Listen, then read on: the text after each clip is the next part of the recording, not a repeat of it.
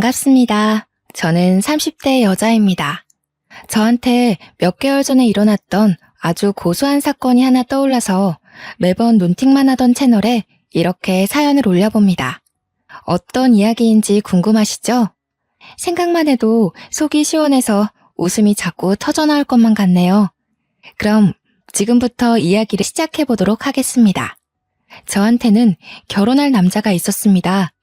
그때는 진짜 불같은 사랑을 했는데 몇 개월이 지난 지금 생각해보니 왜 그랬을까 하는 후회만 남네요. 예비 신랑은 외제차 딜러였습니다. 모든 외제차 딜러가 그렇다는 건 아니지만 유독 예비 신랑은 허세가 가득하고 허영심이 심한 사람이었어요. 차를 계약하지 못하면 인센티브가 들어오지 않아서 상당히 쪼들리는 생활을 해야 했는데도 무슨 자신감인지 돈을 턱턱 쓰던 사람이었죠. 차도 외제차를 거의 빚내다시피 해서 끌고 다니는 사람이었습니다. 저는 어떤 사람이었는지 궁금하시죠? 저는 허세랑은 거리가 참 먼 사람이었습니다. 그냥 수수하게 사는 평범한 사람 정도라고 보면 될 것 같네요. 예비 신랑도 저한테 꾸미지 않는 순수함이 마음에 들었다고 하긴 했는데 지금 와서 생각해보면 그냥 돈 아껴 사는 모습이 마음에 든 게 아니었는지 모르겠습니다. 예비 신랑에게 뭘 사달라고 해본 적이 없었거든요. 본인 치장에만 신경 쓸 수 있으니 오히려 저 같은 여자가 편했을지도 모르죠. 근데도 왜 결혼까지 생각했냐고 물어보시면 할 말이 없네요. 그냥 그때는 그런 사람인 줄 몰랐거든요. 저는 고등학교 1학년 때부터 서울에서 혼자 살기 시작했습니다. 부모님이 이혼을 했다거나 고아라거나 그런 건 전혀 아니었고요.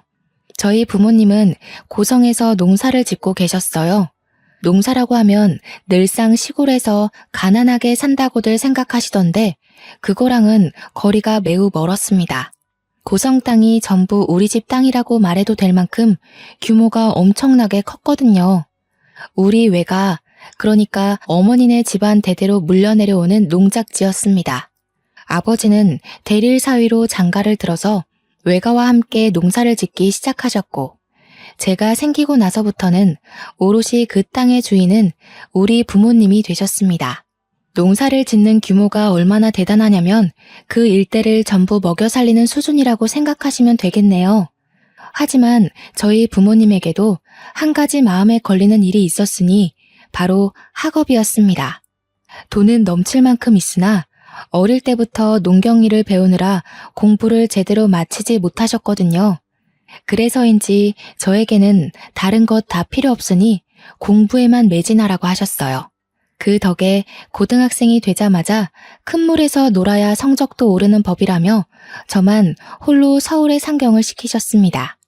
워낙 성격이 나쁜 일을 저지르지 못하고 집에서 뒹굴거리는 걸 좋아하던 집순이라 그런지 생활은 나쁘지 않았습니다.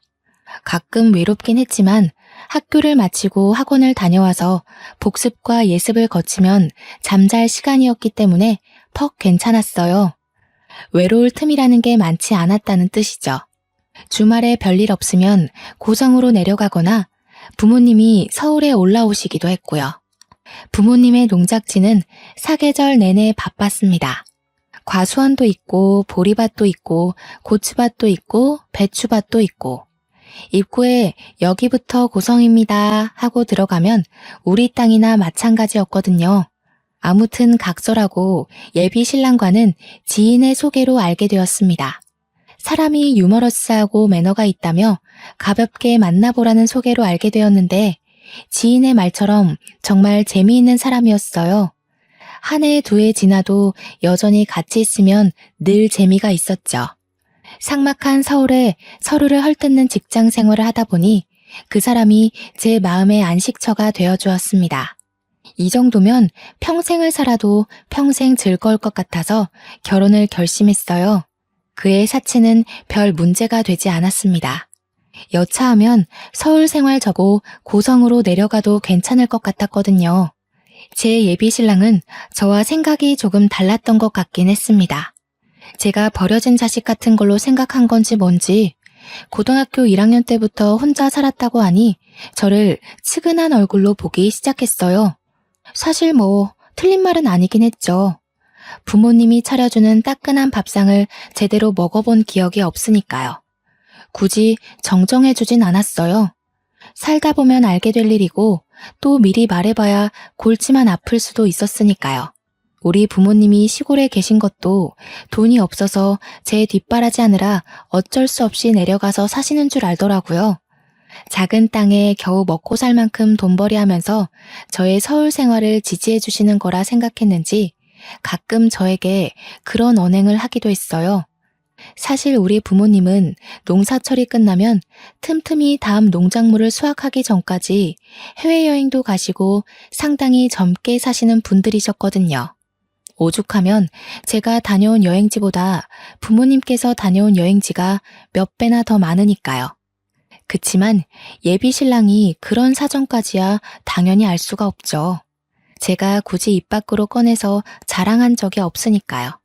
결혼 이야기가 솔솔 나오자 양가에 인사를 드리러 가자고 하더라고요. 일단 서울에 살고 계시는 시댁부터 인사를 드리러 갔어요. 솔직히 긴장을 안 했다고 하면 거짓말이겠죠? 최대한 예쁘게 보이고 싶어서 밝은색 투피스 정장을 차려입고 선물도 양손 한가득 준비해서 갔습니다. 그런데 아니나 다를까 저희 집이 시골에서 농사를 짓는다고 은근히 무시를 하시더라고요. 부모님이 시골에서 농사를 짓는다고 들었는데 어떤 농사를 짓는 거야? 이것저것 많이 하셔요. 보리밭도 있고 고추밭도 있고. 어쩜 죄다 풀떼기네 그래. 적어도 먹고 사는데 지장은 없으려나? 아니 아무리 그래도 소나 키우지. 뭔 죄다 풀떼기야? 나중에 자식들 배고플 때 되면 소를 키워야 했는데 하고 후회하시는 거 아니야? 그런 걸 농담이랍시고 하호호 웃으면서 말씀을 하시더라고요. 축산업은 몸이 힘들고 순수이익이 많이 남긴 하지만 정이 많이 들어서 팔아넘길 때마다 가슴이 아린다고 접으신 사업이었어요. 솔직히 농경지가 그리 큰데 축산업에 손 한 번 안 대어 보셨겠어요? 하지만 굳이 그 이야기도 하지 않았어요. 저희 집이 시골이라고 무시하는 시댁도 사실 서울에만 살았지 그닥 풍족한 건 아니었거든요. 서울 산다는 그 자부심에 저희 집을 깎아내리고 싶은 거다. 혹은 며느리 될 사람을 벌써부터 기죽이려고 하는 거다. 그 정도로만 생각했어요. 어차피 실상 저희 집은 엄청나게 여유가 있으니 결혼하고 나면 판도가 바뀔 거라 생각했으니까요. 그럼 혹시 철마다 내려가서 우리 아들이 농사일 거들고 해야 되는 거 아니니? 아니요. 시골에 일하는 오시는 분들이 많아서 그런 건 걱정 안 하셔도 돼요. 저도 살면서 부모님 농경지에서 일해본 적이 없는걸요? 너야 딸이니까 그렇지. 사위를 어떻게 부려먹을 줄 알고 그렇게 장담을 해? 저희 부모님 그런 분들 아니세요. 그리고 일하러 오신 분들에게 임금도 넉넉히 드리고 있어서 철만 되면 일하러 오시는 분들이 줄을 서시거든요. 그래봐야 농사일일 텐데 그래가지고 남는 게 있으시겠니? 자꾸만 저희 집을 무시하는 그들의 발언에 제 마음은 점점 가라앉았습니다. 그뿐만이 아니라 자꾸 없이 살아서 하면서 시골을 무시하시는데 저희 부모님이 어마어마한 부자라고 했잖아요. 저희 어머니 취미가 스포츠카 운전하시는 거거든요. 시골집 차고에 가면 억소리 나는 스포츠카가 3대나 있어요. 서킷 경기장을 빌려다가 취미생활로 개인 레이싱까지 하시는 분인데 얼마나 기가 차던지. 그런 것도 모르고 돈돈거리는 게 퍽이나 우스웠습니다. 그리고 아무리 시골을 무시한다고 해도 예비 사돈이 될 가족이나 다름없는 사람들인데 대놓고 저러니까 정이 뚝 떨어지더라고요. 아무리 그래도 결혼이라는 건 가족과 가족 간의 화합인데 벌써부터 일이 삐걱거리면 평생 어떻게 살 수 있겠어요. 스트레스만 쌓일 거라고 생각이 드니 점점 결혼을 하면 안 되겠다는 마음이 생기기 시작했어요. 시댁도 노후는 별로 준비되지 않았다고 들었거든요. 정년퇴직 앞둔 시부는 모은 돈을 야금야금 투자했다가 날려먹었다고 들었고 시모는 평생 전업주부로만 살아서 일해본 적 없는 사람이고 아무튼 저한테 아들 고생시키면 안 된다고 농사일 절대로 시키지 말라고 신신당부를 시키는데 농사일로 한번 뼈 빠지게 굴려볼까 하는 나쁜 마음까지 생기더라고요. 저희 농지에 철만 되면 마을 초입까지 줄을 섰다는 농담을 할 정도로 일하겠다는 사람이 줄을 서요. 부모님께서 늘 남을 도우고 생명을 소중하게 여겨야 된다는 마음으로 사신 분들이라서요. 그 사람의 직업이 어떻든 행색이 어떻든 편견과 차별 없이 일을 시키고 평생 일구신 분들이에요. 그런데도 저런 식으로 편견을 가진 시댁 식구들이 어찌 마음에 들겠나요? 가족인 저조차도 고추 한번 따본 적이 없는데 아무튼 결혼에 대해 다시 한번 생각을 해봐야겠다고 마음을 먹었습니다. 이런 식으로 상견례를 해봐야 서로 빈정만 상할 것 같았거든요. 저는 티는 내지 않았지만 차일피일 저희 집에 가는 것을 미뤘어요. 그러자 예비 신랑이 저에게 우스갯소리랍시고 선 넘는 발언을 하더라고요. 왜 자꾸 자기네 집에 가는 걸 미루는 거야? 지금 농사철이야? 나 일 시킨다고 하셔서 지금 자기가 일 못하게 하려고 안 가는 거야? 무슨 소리라는 거야. 지금 수학철 아니야. 우리 엄마가 나 일 시키지 말라고 해서 지금 자기네 집 안 가는 거지? 아, 결혼하고 나면 나 맨날 몸빼바지 입고 처갓댁 가야 하는 거 아니야? 우리 부모님 나한테 고추 따는 일 한번 시켜본 적 없는 분들이셔. 말 그렇게 하지 마. 기분 나쁘니까. 우리 엄마 말 못 들었어? 서희는 평생 손님이라는데 인건비 아끼려고 나한테 일 시킬 수도 있는 거지. 솔직히 시골에서 농사 지으면서 얼마나 벌어두셨겠어? 에이, 내가 효도하는 셈 치고 가서 일 도와드리는 게 처가해도 낫겠다. 자기가 우리 부모님의 노후를 생각할 필요는 없을 것 같은데. 또 그러다가 나한테 이것저것 요구하시면 어떡해. 저는 솔직히 한숨을 푹 내쉬었습니다. 누가 누구한테 돈을 달라고 하겠어요. 매번 계약 못 따내면 최저임금 받으면서 카드값에 허덕이는 주제의 말이에요. 예비 신랑은 거기서 멈추지 않고 계속해서 뭐가 불만인지 궁시렁거렸어요. 나 손 망가지면 안 되는데. 농사일 하다가 손톱이라도 빠지면 어떡하지? 몸빼바지도 없는데 남대문 가서 하나 사야 되나? 저는 그날 결심했습니다. 이 멍청이랑은 결혼하지 말아야겠다고요. 그치만 제대로 한 방 먹이고 싶은 마음이 들더라고요. 그래서 저희 시골에 데려가 인사를 시키기로 마음을 먹었습니다. 적어도 저희 집 농사 규모를 보거나 하면 자기가 얼마나 우물한 개구리였는지 알게 될 거라고 생각을 해서 결정한 거였어요. 혹여라도 부모님께서 편견을 가지고 제대로 당하기도 전에 내쳐질까봐 헤어질 결심을 했다는 건 말씀드리지 않았고요. 그렇게 예비 신랑에게 2주 뒤 주말에 인사를 드리러 가자고 말을 했습니다. 그렇게 벼르고 벼르던 저희 집에 가는 날이 왔습니다. 그날 원래 예비 신랑의 차를 타고 가려고 했는데 하필이면 일주일 전에 예비 신랑의 차가 고장이 났어요. 아무래도 외제차지만 연식이 오래된 차를 꾸역 끌고 다녔던 탓에 장고장이 많긴 했거든요. 솔직한 심정으로는 그 유지비로 그냥 국산차를 사는 게 낫지 않나 싶었지만 외제차라는 그 엠블럼이 뭔지 예비 신랑은 끝까지 그 장고장 많은 차를 고집하더라고요. 아무튼 차가 없으니 어떻게 하겠어요? 예비 신랑은 차라리 날짜를 미루는 게 어떻겠느냐고 말했지만 저는 저희 부모님께서 준비 많이 하셨을 텐데 절대 안 된다고 했습니다. 차라리 고생도 좀 하고 잘 됐다 싶었어요. 버스를 타고 터미널에도 또 시내버스를 타고 거의 3시간 30분을 걸려서 돌고 돌아 도착했습니다. 아침 7시에 출발했는데 벌써 10시를 훌쩍 넘겼더라고요. 젊을 때 운전대를 잡았던 예비 신랑은 오랜만에 탄 버스에서 멀미를 하느라 정신이 없었습니다. 고개만 돌려도 토할 것 같다면서 지가지는 어떻게 가냐고 벌써부터 우는 소리를 했어요. 저는 은근히 고소한 마음이 들어서 집에 갈 때는 멀미약이라도 마시자고 했죠. 아니, 이런 시골에 도대체 어떻게 사신다는 거야? 여기까지 오려면 버스 타고 3시간을 넘게 와야 하는데 그것도 3번이나 갈아타고. 어차피 다음부터는 차 끌고 올 거잖아. 여기에 내 차 끌고 왔다가 하부 다 망가질 것 같은데. 총구석이라 도로 사정도 영 좋지 않고. 여기는 경운기 타고 다녀야 하는 거 아니야? 여기 사람들도 다 외제차 잘만 끌고 다녀. 참나, 거짓말도 작작해야지. 여기 사는 사람들이 어떻게 외제차를 끌고 다녀? 억소리 나는데. 우리 매장만 해도 다 서울이나 경기권 사는 사람들이지 이런 데 사는 사람 없다. 그러는 예비 신랑 차도 억소리 나는 차는 아니거든요. 이름만 외제차지 저도 안 가질 것 같은 차 타고 다니면서 누가 누굴 무시하는지 원.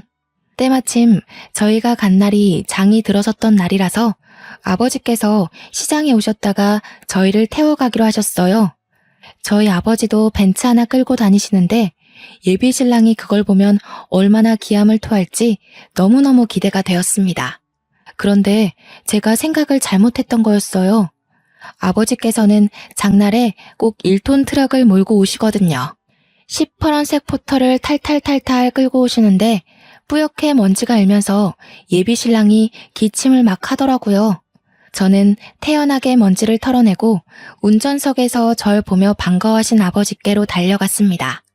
가운데에 제가 타고 조수석에 예비 신랑이 앉으면 되겠다 싶었는데 가운데에 짐이 한가득이더라고요. 어쩔 수 없이 예비 신랑은 트럭에 자리가 없어서 뒤에 짐 실는 곳에 타게 되었어요. 나한테 지금 여기에 타라고? 나 양복 입었는데. 어쩔 수 없잖아, 자기야. 그렇다고 우리 아버지 옆에 앉을래? 내가 앉아야지. 그게 보기도 훨씬 좋잖아. 예비 신랑은 투덜거리면서 짐 실는 곳에 앉았어요. 세차도 안 하셨는지 양복에 먼지는 잔뜩 묻고 흙바람이 탈탈 일면서 예비 신랑은 꼼짝없이 흙먼지를 뒤집어 써야 했습니다. 내릴 때 그의 얼굴을 보니 너무 웃기더라고요. 아버지께서 차라리 벤츠를 끌고 오지 않으신 게 천운이라는 생각이 들 정도로 신이 났습니다. 심지어 버스에서 잃었던 멀미가 가시지 않았는지 계속 헛구역질을 해대는데 진짜 웃음 참느라 혼이 났네요. 저희 시골이 방지턱이 좀 있기도 하고 도로를 매끈하게 밀지 않아서 울퉁불퉁하거든요. 트럭의 승차감이 얼마나 나쁜지 다들 모르시죠?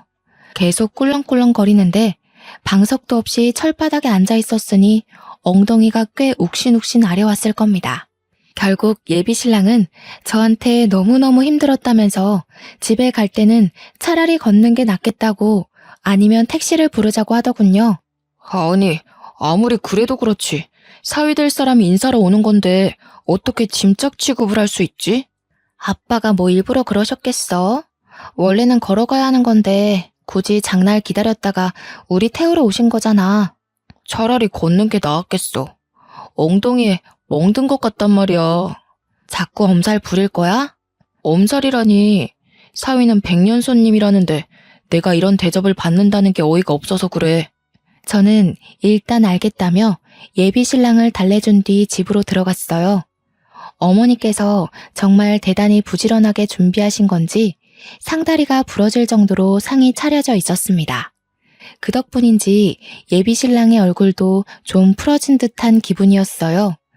마치 뭘 좋아하는지 몰라서 전부 다 준비했다라는 말이 딱 어울릴 정도로 반찬수가 많았습니다. 닭백숙의 다리를 쫙 뜯어서 예비 신랑의 앞접시에 놓자 예비 신랑은 아주 신이 나서 닭다리를 뜯기 시작했습니다.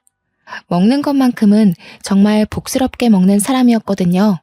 저희 부모님도 시원시원하게 밥을 먹는 예비 신랑을 보고는 아주 마음에 드신 눈치였어요. 물론 저는 이미 결혼하지 않겠다는 마음쪽으로 기울긴 했지만요.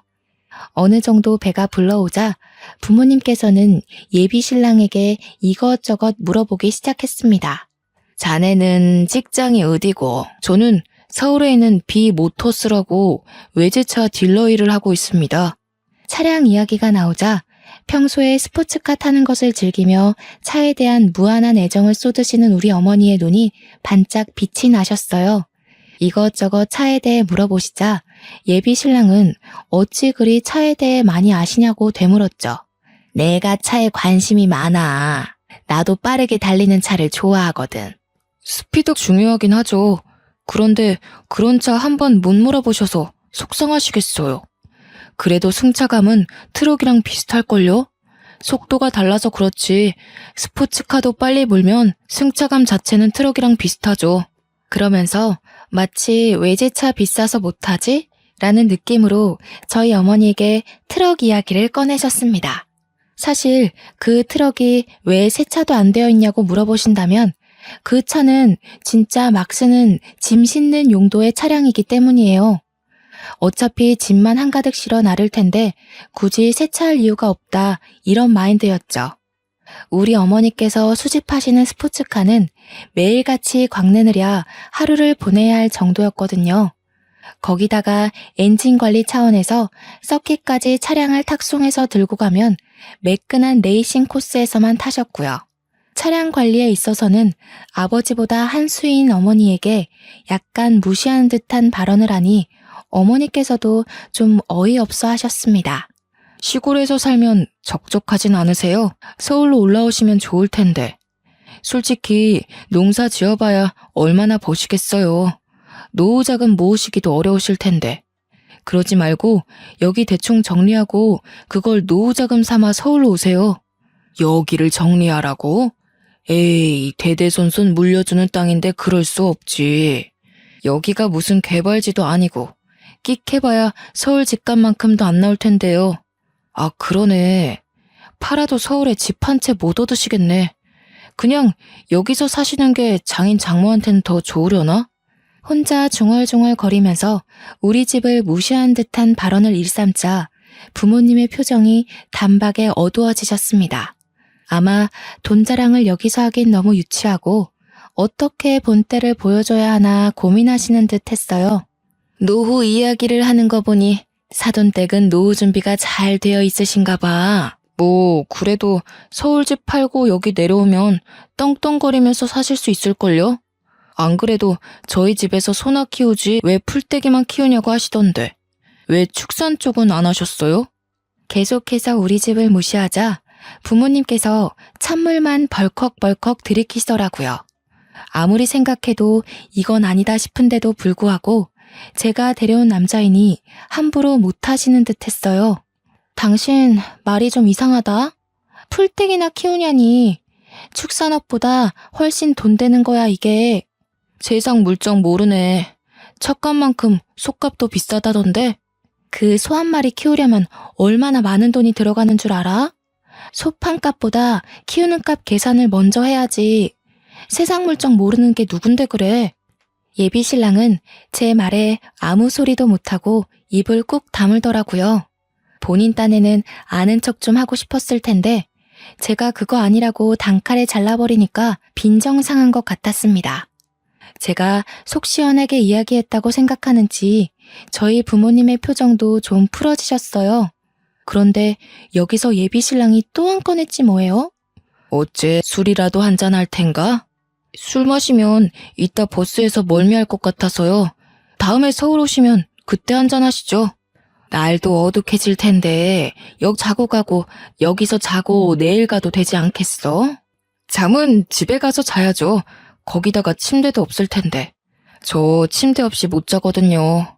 아, 혹시 내일 농사일 거들 사람이 없어서 그래요? 여기도 주 5일제로 일하나요? 시골은 그런 거 없는 줄 알았는데. 주 5일제뿐이겠어요? 추가 수당에 시급도 넉넉하게 주거든요.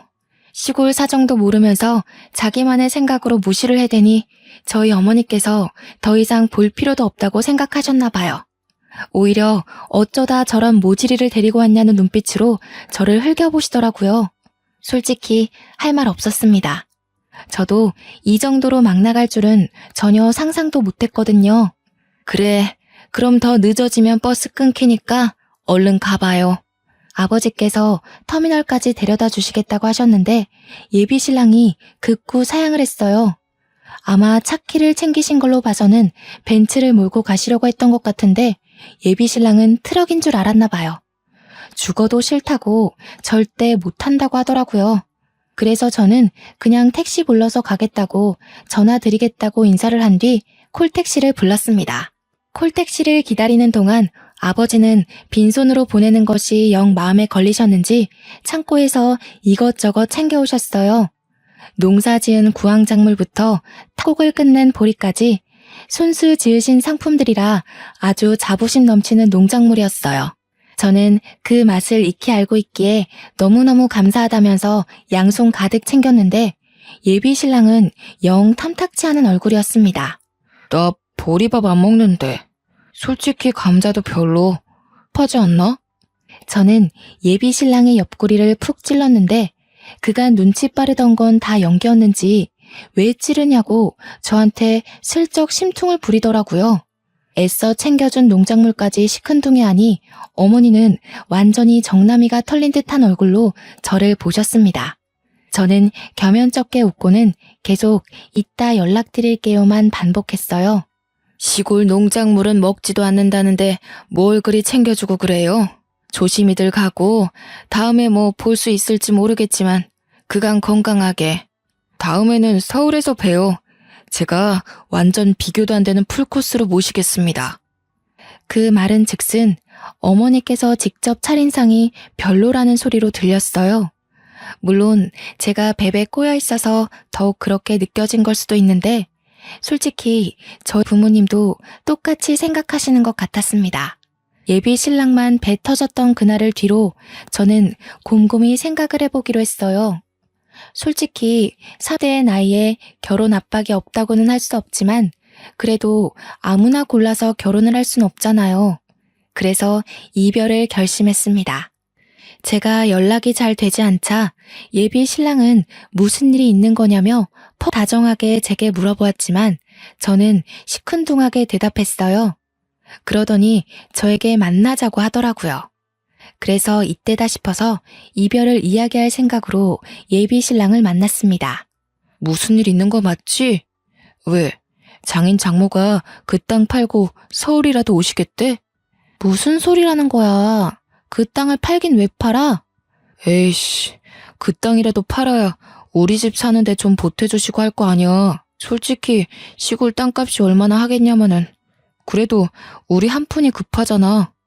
그거야 네가 모아둔 돈이 없으니까 그런 거지. 그러길래 사치 좀 그만하고 돈 모아두지 그랬어? 그깟 고물차 굴린다고 한 달에 나가는 유지비가 얼마야? 제가 평소에는 잘하지 않던 말로 잔소리를 해대자 예비 신랑이 정색하며 입을 다물더군요. 그 사람이 제일 아끼는 외제차를 대놓고 무시해서 더욱 그런 것 같았습니다. 야, 아무리 그래도 트럭만 하다가 외제차 타보니까 좋지 않든? 너도 솔직히 내 차 타면서 어깨에 힘도 주고 그랬잖아. 내가 외제차를 한 번도 안 타봤을 것 같아? 어이없어 정말. 그리고 자꾸 우리 집 무시하는데 나 너무 기분 나쁘거든? 내가 또 언제 무시를 했다고 그래. 그건 무시가 아니라 사실이지. 대놓고 말해서 사위 될 사람 온다는데 트럭 세차도 안 해놓으시고 거기다가 버스 타고 갈 거 뻔히 알면서 줄줄이 농사 지은 거 싸주실 건 뭐야? 그거 누가 먹는다고. 그게 무시를 한다는 거야. 남들은 감자 안 사 먹고 보리 안 사 먹니? 귀한 거 손에 들려주니까 싫은 티나 팍팍 내고. 네가 우리 집에 대해서 어떻게 생각하는지 잘 알겠어. 네가 우리 집 분수에 맞지 않은 사람이라는 것도 알겠고. 마지막 말은 솔직히 비꼰 거나 다름없었어요. 우리 집 분수 발끝에도 미치지 못한 놈이라고 말한 거였지만 그 인간은 마치 제가 주제 파악이라도 한 듯 생각하더라고요. 물론 서울이랑 고성이랑 수준 차이가 나긴 하지만 나는 그런 거 신경 안 써. 당신이 대기업에 다니고 있고 나도 외국 회사 다니는 거나 마찬가지고 우리 둘만 신경 쓰면 되는 거 아니겠어? 끝까지 고작 외제차 딜러 주제에 외국계 회사에 다닌다고 허세를 떠는 꼴이 우스웠습니다. 저는 결국 헤어지자고 이야기를 꺼냈고 예비 신랑은 절대로 이해할 수 없다며 저를 회유하기 시작했어요. 처음에는 집안 차이 때문에 그러냐며 전혀 신경 쓸 거 없다고 자신만만하게 굴다가 제가 그게 아니라는 식으로 말을 하니 저에게 화를 내더라고요. 누가 누구를 차는 거냐며 고성에는 이런 남자 없다고 저한테 악을 쓰고 달려들다가 제가 아무 소리 안 하고 빤히 보자 울면서 매달렸어요. 그러더니 지도 자존심이 상했는지 시촌년이랑은 결혼 못하겠다고 먼저 가버리더라고요. 솔직히 너네 집 농사 짓는 거 너무 쪽팔렸어. 집이 크긴 하지만 주위에 아무것도 없이 밭만 널찍하게 있는 것도 이상했고 트럭 하나 탈탈 몰면서 농사가 천직인 듯 구는 너네 부모님도 가난해 보이더라. 노후 자금이라도 내놓아라 할까 싶어서 고민이었는데 잘됐다 촌년아. 예비 신랑은 저에게 큰 소리를 치면서 헤어짐에 찬성한다고 했어요. 저는 끝까지 더러운 꼴을 하는 그 사람에게 치가 떨렸습니다. 그날 이후 저와 그 사람은 연락을 뚝 끊었어요. 지지부진하게 매달리기라도 했으면 서로 피곤할 법했는데 그런 일이 없어서 다행이었죠. 요즘 왜 안전이별이니 뭐니 말도 많잖아요. 헤어진 연인에게 보복성으로 나쁜 짓을 한다던가. 그래서 한동안 예민하게 지냈는데 그런 일도 일어나지 않았습니다. 그렇게 한 2주일쯤 지났을까요? 어머니께 연락이 왔어요. 그날 그렇게 만난 뒤로 딱 한 번 통화를 했었는데 제가 헤어질 거라고 하긴 했거든요. 어머니께서도 어디서 그런 모질이를 데리고 왔냐고 저한테 한 소리 하셨고요. 그 모질이랑은 어떻게 됐니? 헤어졌어요. 아니 우리 집을 무시해도 유분수지. 나한테 촌년이니 뭐니 막말을 하더라니까요. 너한테 뭐라고 했다고? 촌년? 내가 그런 소리 들을까봐 일찌감치 서울로 상경시킨 건데 그게 뭔 소리래? 그리고 딱 보아하니 집도 차도 없어 보이던데 우리 집이 어떤 집인 줄이나 알고 그런 소리 한다니? 다 끝난 사이니까 너무 열내지 마세요. 안 그래도 저도 한마디 콱 해줬으니까요. 그러지 말고 아주 기를 콱 눌러주러 가자. 저는 어머니의 말에 의문을 품었습니다. 뭘 어떻게 기를 눌러주겠다는 건지 이미 끝난 마당에 그럴 필요가 굳이 있을까 싶었는데 어머니께서는 아주 즐겁게 이야기를 하시더라고요. 저는 뒤이어 나온 말에 아주 좋은 생각인 것 같다고 덧붙였어요. 내가 이번에 B사에서 나온 스포츠카를 한 대 사려고 마음을 먹었다는 거 아니겠니? 예약이라도 하러 가야 할 것 같은데 그 모지리가 B모터스에서 일을 한다며? 가서 아주 기를 팍 살려주려고 했는데 헤어진 마당에 그럴 필요 없지 뭐. 이번 주 주말에 올라가마. 저는 어머니께 아니 스포츠카가 3대나 있으면서 또 산다는 건 너무 사치지 않냐고 물어보았지만 하늘 아래 같은 엔진은 없다면서 그런 소리 하지 말라 하시더라고요. 어머니께서 본인에게 주어진 재력을 그렇게 쓰시겠다는데 제가 뭘 더 어떻게 할 수 있겠어요. 근데 생각을 하면 할수록 은근히 재밌겠더라고요. 시골에서 농사 지는다고 풀떼기만 먹고 산다고 가난한 줄 알았던 우리 집에서 떡하니 그 차를 사겠다고 예약을 하면 얼마나 놀란 얼굴로 저희를 바라볼까 싶어서요. 어머니께 어디서 만나는 게 좋겠냐고 물어보니 B모터스 앞에서 바로 만나자고 하시더라고요. 저는 나름 곱게 차려입고 전 남편이 일하는 매장에 찾아갔습니다. 수일 만에 제가 일하는 직장으로 찾아가니 전 남친이 퍽 놀란 듯 저를 마중 나왔습니다. 여긴 무슨 일이야? 너도 이성적으로 생각해보니까 역시 나만한 사람이 없지? 그게 무슨 시덥지 않은 소리야? 차 사러 왔어. 우리 엄마가 차 사고 싶대서. 여기에 어머님 타실 만한 차가 없을 텐데. 괜한 허세 부리지 말고 정 그러면 내가 중고차 딜러라도 소개시켜줄게. 우리 차 꽤 비싸다. 땅 팔아도 사기 힘드실걸? 저는 대꾸해주지 않았습니다. 어머니께 전화라도 드려야 하나 하고 있는 찰나에 갑자기 저거 뭐야? 하는 소리와 함께 주변이 어수선해지기 시작했어요. 곧 부앙하는 큰 소리와 함께 매장 주차장에 새끈한 스포츠카 한 대가 주차를 했습니다. 옆에서 계속 자기 보러 왔냐고 넌지시 옆구리를 쿡쿡 찔러대던 전남친의 눈도 돌아가게 만드는 스포츠카였습니다. 그 차로 말할 것 같으면 저희 어머니께서 가진 컬렉션 중 가장 아끼는 차였어요. 국내에는 딱 5대만 들어온 차량이라 무려 20억 원이 넘는 차이기도 했고요. 5대 중 1대는 우리 어머니, 나머지는 대기업 회장님들이 사가신 걸로 알아요. 커다란 엔진음에 걸맞는 매끈한 작태에 매장에 있던 사람들이 하나둘 구경을 하러 나갔어요. 제 옆에 있던 전남친도 마찬가지로 눈이 돌아가서 다가가더라고요. 안에 누가 타 있을까 실제로 보는 건 처음이다 하는 웅성웅성 소리가 들렸어요. 차 문도 위로 쭉 열리는 스포츠카 모델이었죠. 저는 그 차를 얼마나 어머니께서 애지중지하는지 알고 있었습니다. 절대로 서킷에서만 타는 차량이었고 혹여 하부가 손상될까봐 석희까지 무조건 탁송으로 옮겨가는 차였어요. 그런데 고성에서 서울까지 저 차를 타고 달려오다니 어머니께서 얼마나 전 남친의 길을 눌러주고 싶었는지 절실히 알 수 있는 대목이었습니다. 곧이어 차량 도어가 열리고 사람들은 모두 기겁을 했어요. 그 안에는 뽀글뽀글 파마를 하고 몸빼 바지를 입은 아줌마가 있었기 때문이었습니다.